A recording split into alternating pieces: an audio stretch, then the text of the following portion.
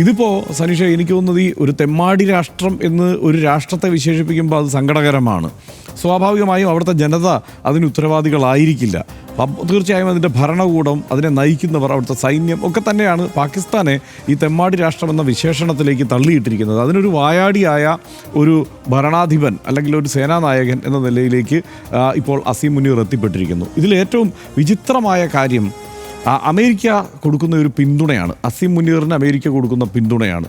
അസീം മുനീറിൻ്റെ ഇന്നത്തെ പ്രഖ്യാപനം എന്തായിരുന്നു? കഴിഞ്ഞ ദിവസത്തെ പ്രഖ്യാപനം എന്താ? അവിടെ മൊബൈൽ ഫോണൊന്നും കയറ്റാനുള്ള അനുമതിയൊന്നും ഇല്ലായിരുന്നു. പക്ഷേ അവിടെ നിന്ന് വന്ന റിപ്പോർട്ടുകൾ അനുസരിച്ചാണെങ്കിൽ ഈ പാകിസ്ഥാൻ ഒരു ആണവ യുദ്ധത്തിലേക്ക് പോകേണ്ട സ്ഥിതി ഉണ്ടാവുകയും പാകിസ്ഥാൻ ഒരു തകർച്ചയുണ്ടാവുകയും ചെയ്താൽ ഈ ലോകത്തിൻ്റെ പകുതിയും കൊണ്ടേ പോകൂ എന്നാണ്.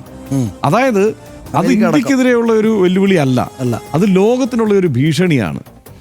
അതായത് ലോകത്തെ ബ്ലാക്ക് മെയിൽ ചെയ്യുകയാണ് അസീം മുനീർ. അതാണല്ലോ മനസ്സിലാക്കേണ്ടത്. അവിടെ അമേരിക്ക എന്ത് ചെയ്യുകയാണ് എന്നുള്ള ചോദ്യം വളരെ പ്രധാനമാണ്. അമേരിക്ക നമ്മുടെ ഫ്രണ്ടാണല്ലോ. ഡൊണാൾഡ് ട്രംപ് നമ്മുടെ ഫ്രണ്ടാണ് അല്ലോ.